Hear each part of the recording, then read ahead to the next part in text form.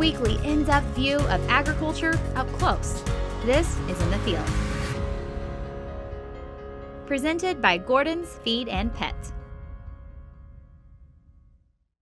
We are back in Mountain Grove, Missouri at the Missouri State University's Fruit Experiment Station to learn about winemaking.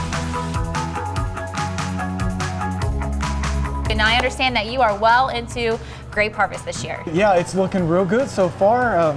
We're just getting things fermented and getting things going. And how many acres did you harvest this year? We've got about 11 and a half here. Probably how 30% of that's reds, the rest of it's kind of white, somewhere in there. But we'll make some red. We also do some distilling and stuff here, so some of that's going to go to distilling and making wine. So once the grapes are harvested and brought here, the first step in the winemaking process is destemming, I understand? Yeah. Our crew is going to go out, pick it, bring it to us. We hand pick everything here, so they're going to bring it to us in lugs. We're going to put them into the destemmer crusher, run them through that. Depending on the whites or the reds, we ferment our reds on the skins. So if we're doing whites, they're going to destem and crush them, run them right into the pump, get them back out off the skins and everything, and start fermentation there. Our reds, we will run them through our destemmer crusher, then we will put them in our fermentation tanks and start fermenting them on the skins. After they fermentate, we're going to take them and put them through our press and keep the process going that way. Okay, let's go check it out. All right. So Jeremy, this is the first round of fermentation, correct? Yes, this is the first round. We've brought them in, we've crushed them. These are Nortons here. We've brought them in, we've crushed them, put them in here and started the first fermentation.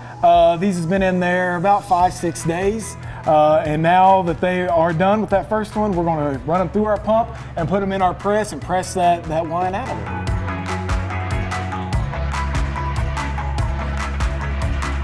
Okay, so what are we seeing over here?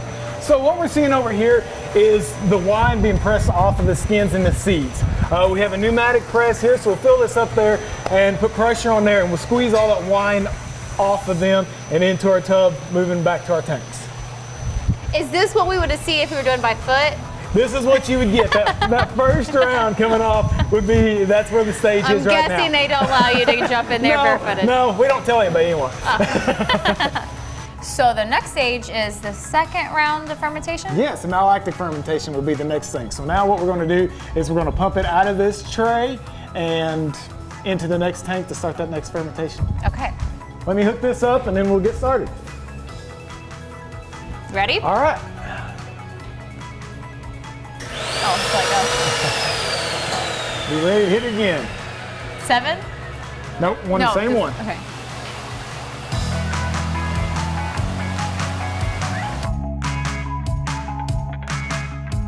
Okay, so here we are pumping our wine out of our press that we just seen. They're going to go back into these fermentation tanks, and that's going to start our secondary fermentation or our malolactic fermentation. The reason we do that is it goes ahead and ferments out everything that is fermentable in there. Also, it's going to stabilize our wine to where it has a longer shelf life and will last longer. So how long does this stage last? So this stage could last anywhere from 2 weeks to a month and a half. It just depends. It's got a lot of variables in there. The wines, which wine it is going to vary, plus temperature and things of that nature as well. So once this last stage of fermentation takes place, what's next? So after this stage is done, we are going to take it and we'll put it in cold storage or cold stabilization. We will put them in our stainless steel tanks or carboys. And what we're doing that for is to drop the tartrates out. And what's a tartrate? Potassium bitartrate is it's going to be little crystals in that wine, and that cold stabilization will drop them out and get them to settle down to where we can get them out of our wine. You can see in bottles of wine that you might have opened, you might see a little bit of settlement in the bottom or underneath the cork. There'll be a little bit. That is going to be your tartrates. So we're trying to get them out now before we get them into the bottle. And how long does cold storage take?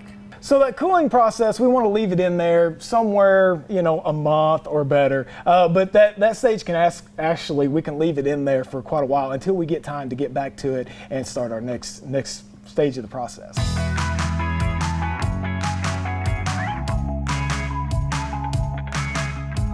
So now we're ready to bottle? Yeah, so we'll hook our bottler up to our barrels and pump it into here. But our first step is going to be over here behind you. So our first step is put our bottle in here. What that's going to do is fill that bottle with nitrogen and force out all the oxygen because we don't want our oxygen. What does oxygen do to the wine? It'll oxidate your wine and make it sour faster. That's not good. We want all that oxygen out. After that, we will bring it over here and put it into our filler. We have automatic filler, so you stick it in there and it'll bring it up to the level that you've got it set at. And how do we get that cork in there? So after we get that filled up, we're going to move over here to our corker. Right over here, you're just gonna push that in there and push a button and it'll lift it up and shove that cork right down into that bottle. After that, we're gonna move over here and put our capsule on. This right here just seals it up. It's a little decorative thing. Goes in there and heats that up. And the last, but certainly not least, is the label. So our last is going to be our label. We've got just a small machine here that we put it on there, and it rolls it and sticks that label right on there. And we have our finished product. Now I understand that these labels are all uniquely hand created. Yes, so our cellar technician that has been here about 40 some years now, he has hand drawn them out and then we have them printed. But yeah, they're all custom. Each one of our wines has a little different label on it. So now that we've seen the entire winemaking process, you can purchase Missouri State wine here on campus in Mountain Grove, online at the Springfield Hy-Vee, at the Brown Derby International Wine Center, and most recently at Macadoodles.